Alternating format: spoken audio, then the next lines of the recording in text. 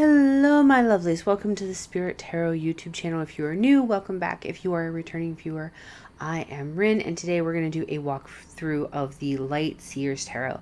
I did try to record another yes-no video for you all, but my voice, I'm having some serious issues with it. You might even be able to hear it a little bit, and I tried, but I just could not get through a yes-no video. So to give my voice a little bit of a break, we're just going to do a deck walkthrough today. This is the Light Seers Tarot by Chris Ann. It's published by Hay House, and it is a fantastic deck. I had kind of been looking at this deck for a while, and it finally grew on me to the point where I decided to go look into picking it up. And I discovered that on Amazon, it was under $20 for the deck. So if you're looking, especially if you're a beginner looking for a first time affordable deck, very much this is unbelievably cheap for a mass produced and great tarot deck. I also think this is a really good deck for beginners. Yes, you can use the traditional meanings with them. Chris Ann does put her own flavor and light, if you will, on the meanings of the cards, which I think is fabulous.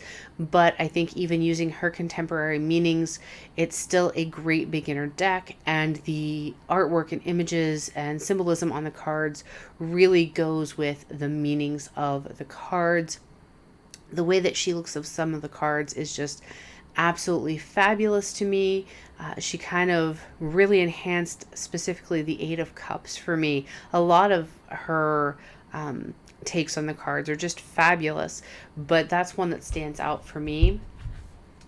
The book has just a little black and white of the card, but then it has an upright meaning, a reversed meaning, a little more on the card, and then a little, I guess you would say, saying or quote to go along with each card. And it really does help your interpretation of the cards. And there's a couple of spreads in here too. So it's a great guidebook for beginners or those who have been reading tarot for a long time like me. And it's a great deck for someone like me who has read tarot for over 2 decades. But I think it's also an excellent deck for someone who's just getting into tarot. I think that it lends itself really well. And like I said, at first, I wasn't so sure about the artwork and my reading style. But the more I saw this deck, the more it grew on me. And now that I've been using it, this is my, like, for just the general catch-all readings that I do. Like, I have certain decks that I like to use for past life readings. I have certain decks that I like to use for romance readings.